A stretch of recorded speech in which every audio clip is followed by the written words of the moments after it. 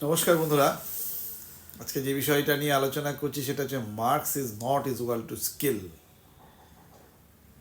Marks is not equal to skill. তো মার্কসকেই আমরা skill ভেবে নিই, অর্থাৎ যে যত বেশি মার্কস পায় তার স্কিল তত বেশি, এরকম একটা ধারণা আমাদের তৈরি হয়ে যায়। আজ একটা কথা পরিষ্কার করে বলি, ভালো নাম্বার পাওয়া কঠিন হতে পারে, কিন্তু সেটা সব থেকে কঠিন কাজ নয়। ভালো নাম্বার পাওয়া কঠিন কাজ হতে পারে, কিন্তু সেটাই সব থেকে কঠিন কাজ নয়। সব থেকে কঠিন কাজ হলো নম্বর ছাড়া নিজের ক্ষমতা বুঝে ওঠা। আজ আমরা সেটাই বুঝব। কি হয়, স্কুলে যেটা আমাদের শেখানো হয় কিভাবে পরীক্ষায় ভালো নাম্বার পেতে হবে। মার্কস আসলে কি মাপে? মনে রাখার ক্ষমতা, চাপের মধ্যে লিখে ফেলার ক্ষমতা, আর প্যাটার্ন ধরার ক্ষমতা। কি করে পরীক্ষায় ভালো নাম্বার পেতে হয় এগুলো শেখা। তো এগুলো খারাপ নয়, এগুলো পার্শিয়াল এবিলিটি। সমস্যা হয় যখন আমরা ভাবি এটাই পুরো দক্ষতা, অর্থাৎ কীভাবে ভালো মার্কস পেতে হয় এটাই সেরা জীবন দক্ষতা। এই জায়গাতেই হয় একটু গোলমাল। দেখুন, ভালো নাম্বার পেলে একটা সাইলেন্ট বিলিভ তৈরি হয়ে যায়, আমি ক্যাপাবল। কিন্তু ক্যাপাবিলিটি তো দুই ধরনের হয়, একটা টেস্টেড ক্যাপাবিলিটি, একটা আনটেস্টেড ক্যাপাবিলিটি। দেখুন, স্কুল শুধু টেস্টেড ক্যাপাবিলিটি শেখায়, কিন্তু লাইফ চায় টেস্টেড ক্যাপাবিলিটি নয়। এই ফারাকটাই অনেকটা আমাদেরকে ডুবিয়ে দেয়। কীভাবে ডোবায়? আমি তো অভ্যস্ত হয়ে পড়ি টেস্টেড ক্যাপাবিলিটিতে, কিন্তু লাইফ সবসময় আমাকে পরীক্ষার মধ্যে ফেলে।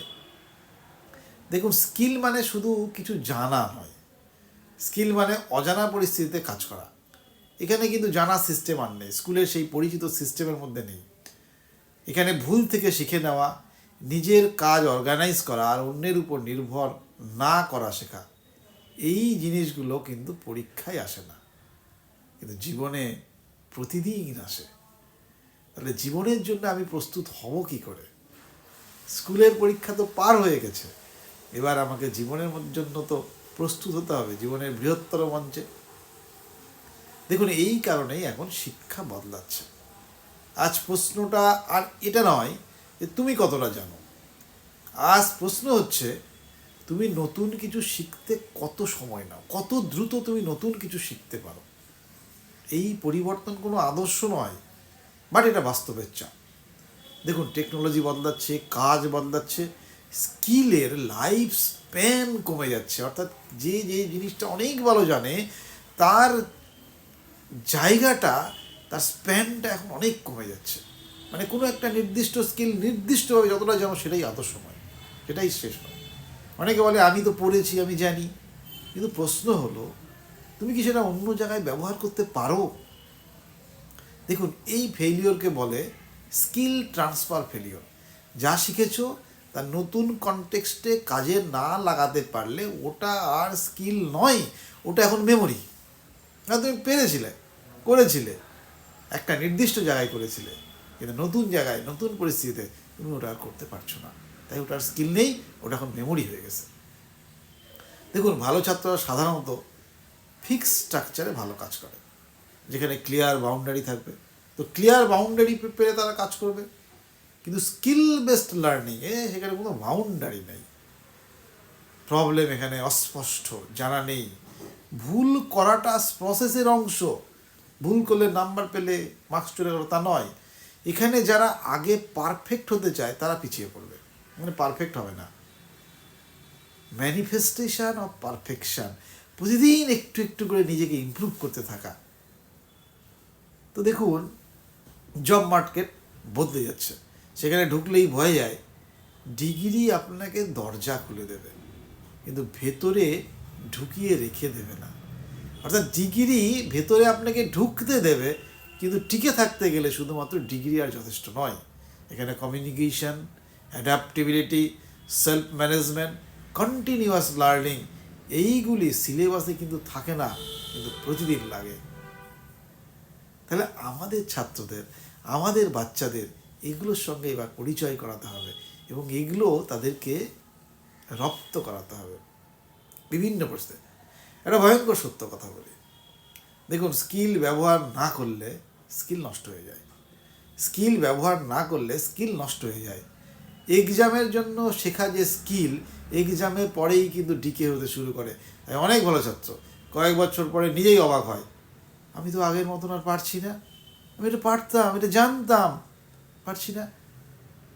তো স্কিল তো ছিল, এটা হারিয়েছে কেন? এই জায়গাতেই কিন্তু আমাদের গভীরভাবে চিন্তা করতে হবে। দেখুন, এডুকেশন মানে কিন্তু তথ্য জমা করা নয়, অনেক মহাপুরুষ বলে গেছে। এডুকেশন মানে নিজেকে বারবার আপগ্রেড করার ক্ষমতা। বর্তমান পরিস্থিতিতে যে যতদিন শিখতে পারবে সে ততদিন রেলিভেন্ট থাকবে। এই ক্ষমতাটাই আর সব থেকে বড় স্কিল। আপনি কতদিন শিখতে পারবেন, কত দ্রুত নতুন কিছু শিখতে পারছেন, আর কত কিছু নতুন জিনিসের সঙ্গে আপনি অ্যাডাপ্ট করতে পারছেন কত তাড়াতাড়ি। তো এটা এই যুগের ডিমান্ড, কিছু করার নেই। তাই নিজেকে প্রশ্ন করুন, আমি কি নিজে নতুন কিছু শেখার অভ্যাস করছি, অভ্যাস করেছি? আমি কি ভুলকে শেখার অংশ হিসাবে বেছে নিচ্ছি? আমি কি সিলেবাস ছাড়া শিখতে পারি? নতুন কিছু পড়ার আগ্রহ আছে? এই প্রশ্নগুলোই আপনার আগামীর ভবিষ্যৎ ঠিক করে দেবে। শুধুমাত্র সিলেবাসের পড়া নয়, সিলেবাসের বাইরে আপনাকে বেরোতে হবে এবং সেটা শেখার আগ্রহ রাখতে হবে নিজে থেকে।